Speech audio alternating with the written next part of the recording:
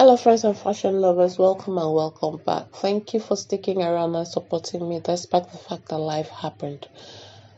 In today's tutorial, I'll be showing you how I made this ruffle fancy baby dress. I decided to use buttons at the back.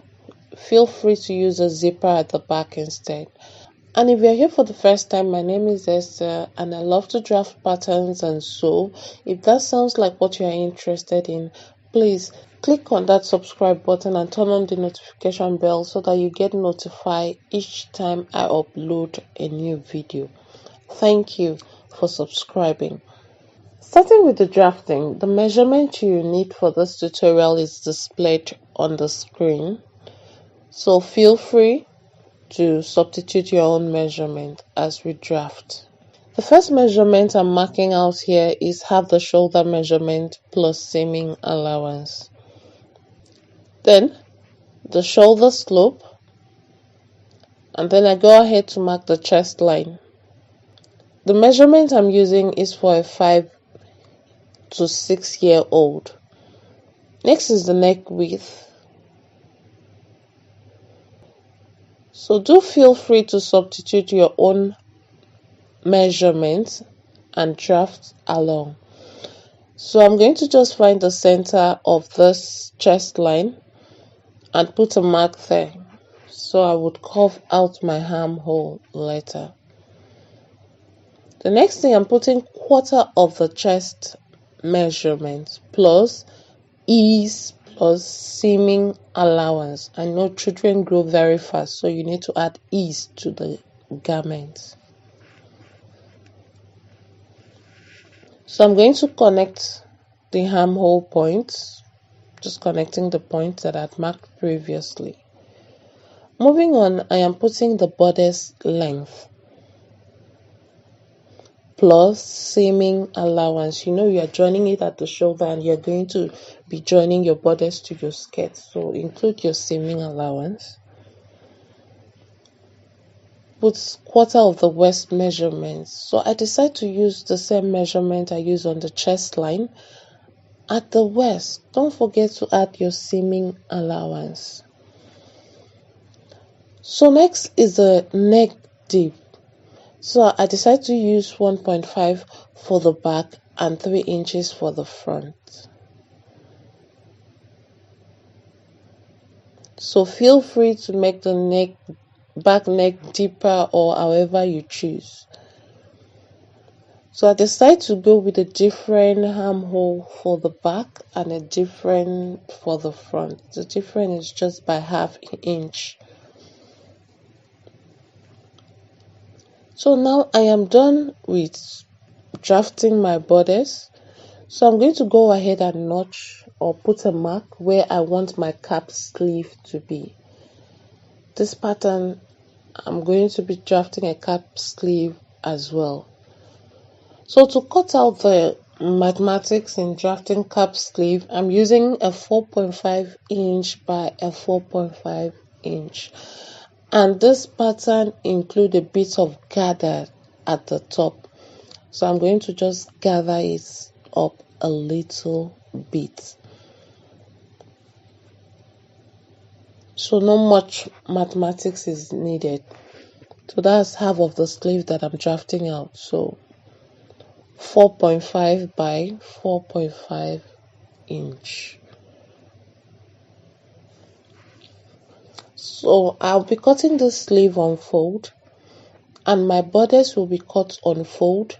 Please do well to include your zipper allowance at the back so the child will be able to get in and out of the dress freely.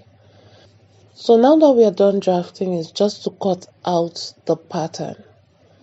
So the fabric I'm using is satin fabric and organza fabric. The amount that I'm using is displayed on the screen. But for extra volume, you feel free to use a fishing line, but I did not use a fishing line. But a fishing line could also be used to hem your organza.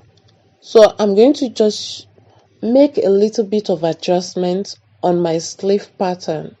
This is a personal thing. I just love removing 1 inch away from my sleeve. I just like the way it fits. It's a personal thing. You can use the sleeve the way it is, but it's just something that I like to do. So 3/4 inch to 1 inch, but in this case I'm just taking out 1 inch. So now that I've done that, I'm using my pattern to cut out my sleeve, then I'm cutting out my bodice. So please don't forget your zipper allowance. So after cutting the back, I just adjust the neckline and the armhole and cut the front. So here I have the back. I purposely did not separate the back, so I just allowed it to be on fold. So what I'll do is just indicate it, so it is obvious that the back has zipper or button allowance, like I would call it, and the front is just the front. So here I am going to pin it right side facing. I'm just pinning the shoulder right side facing. So I'll be stitching it at the shoulder. In case you are confused, please check out my other video. The pattern that I'm pinning is backs are facing the back and the front are facing the front, in case you want to know, or just for clarity. And for my sleeve, I am placing my sleeves right side facing. So I'm going to go ahead and stitch it down there. So after stitching it down, you can cut back on your seaming allowance and notch. If you had used much, I just use 1/4 inch. So flip over after you've notched the curve area. You can go ahead and understitch that. Just push the raw edge towards the side that you feel will be the wrong side and understitch it on both sleeves. After you might have understitched it, do well to give the sleeve a slight gather, just very slight. So right here I have joined my bodice at the shoulder. So don't forget the front and the back. So I'm just going to lift it up like this. That's my front facing me directly, and the back is by the side, even though I haven't separated it. So I am going to be attaching my sleeve to my bodice, but I just need to keep it this way just for clarity. Most times this is how I like to sew my bodice, especially when I'm making Peter Pan collar or maybe my baby dress with buttons at the back. So please, if it's a bit confusing, do well to refer to my older videos. So here I just slightly gather the sleeve to give it a little bit of, cap effect. So I'm going to go ahead and pin it right side facing. So the side that you didn't understitch is the right side in this case. So I've gathered it slightly. Remember that I had notched on my pattern where I want my sleeve to sit. That is about 3.5 inches away from the shoulder seam. If I'm including the shoulder seam, that would be 4 inches. But after sewing the shoulder, it's 3.5 inches away. So you could do yours more or less depending on your choice. So I'm just pinning the sleeve in place. So assuming you had notched the center of your sleeve as well, match that to your shoulder seam. And pin and adjust it to where you actually had notched for the sleeve to stop.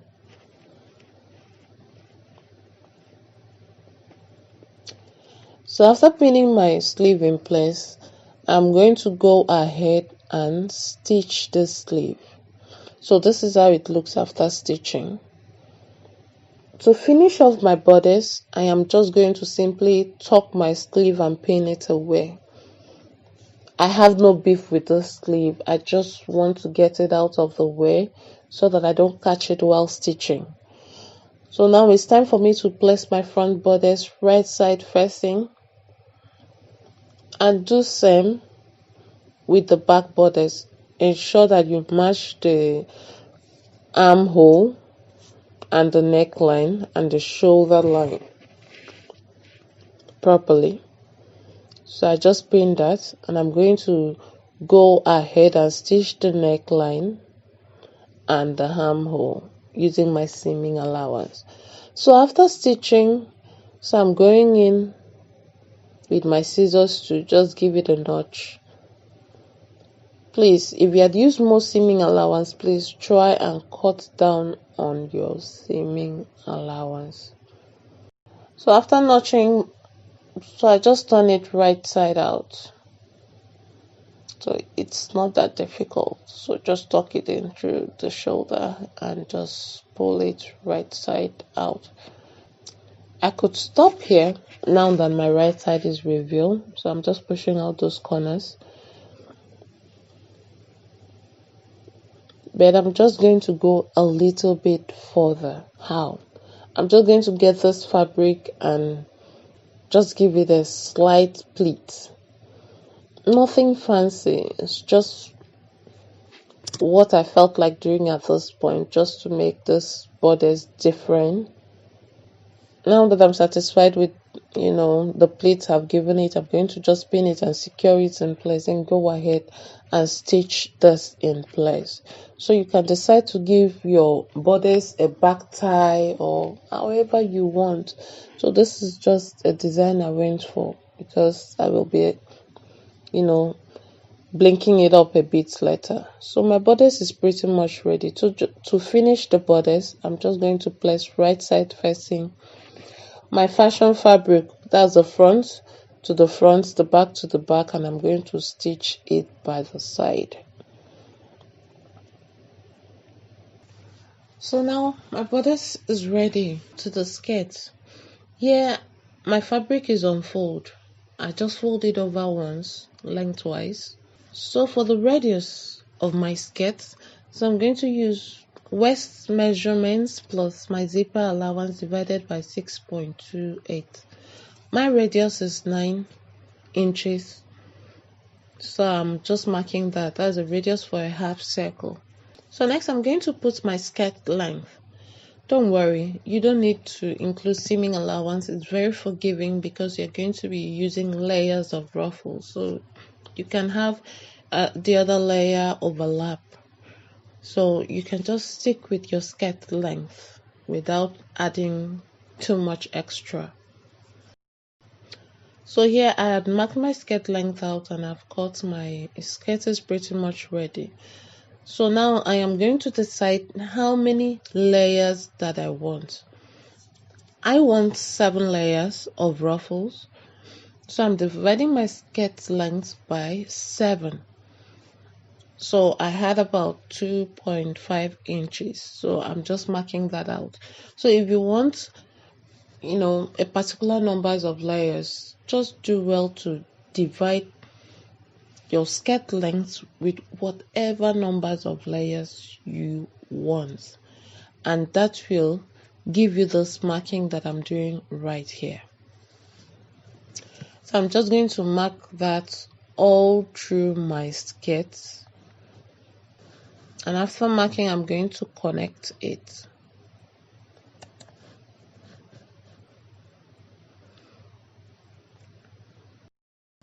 Now that I have marked and I've connected it, it's time for me to place right side facing.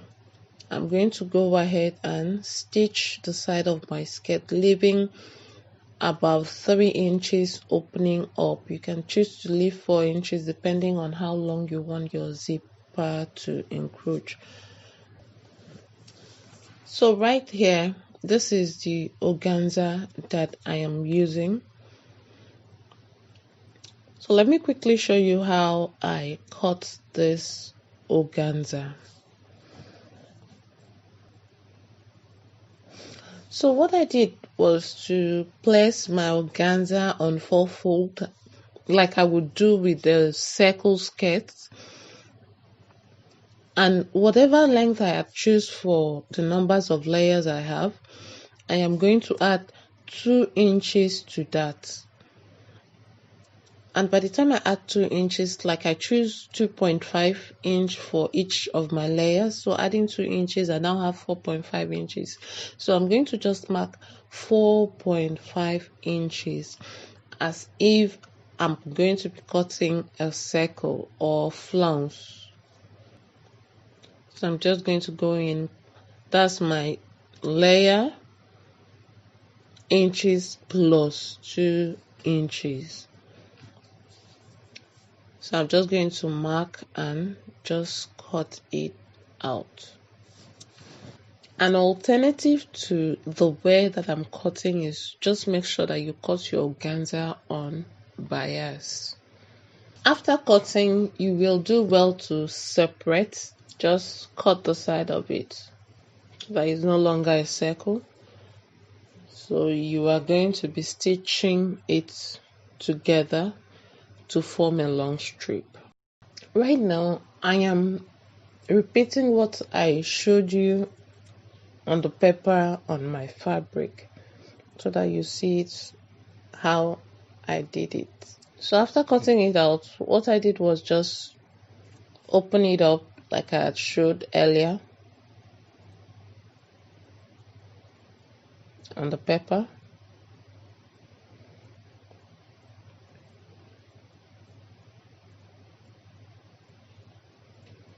And I'm going to place them together, pin it in place just to have them all pinned together, and I'm going to stitch that down. After stitching, I will do well to roll hem. Please, I made a mistake. Don't make my mistake. Roll hem it when you have your long strip before you gather it. When you're done roll hemming, do well to gather it. So since organza fray a lot, so this is a cheap way if you don't have an overlocking machine, which I know a lot of people don't have. This is just a way of preventing it from fraying. Just pass it through flame. And this is very useful when you are using a synthetic fabric like this one. Is it synthetic? I think so. Please go ahead and subscribe if you haven't. Give me a thumbs up if you like the video already. And let's proceed. So here I have stitched my skirts and I left the opening up, which is going to be my button extension or zipper extension.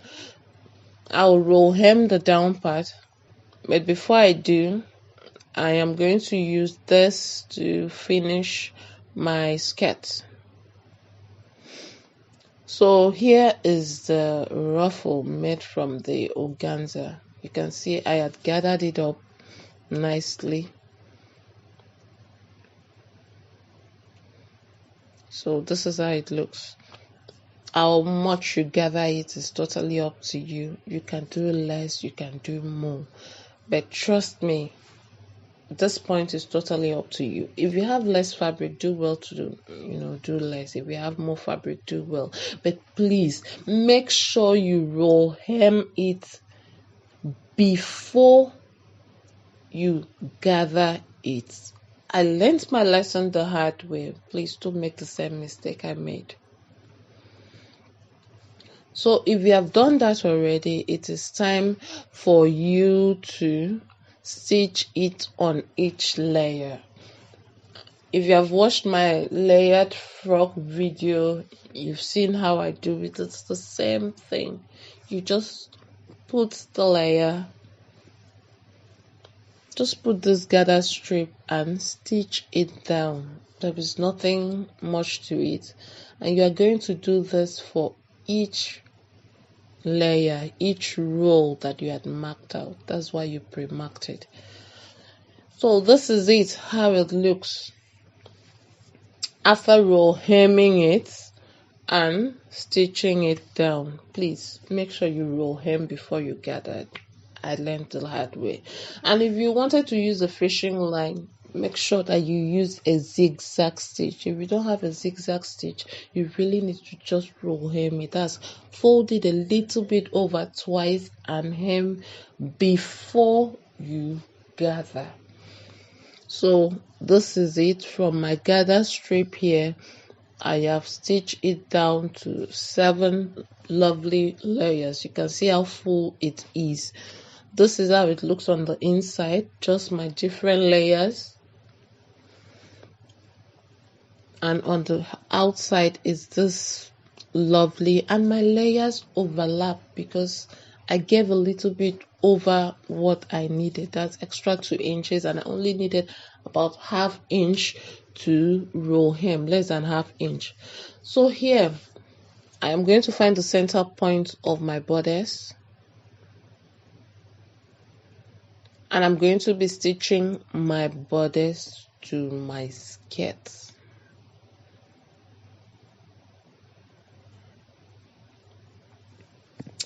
So do well to locate the center point of your bodice and the center point of your skirt and match them up right side facing,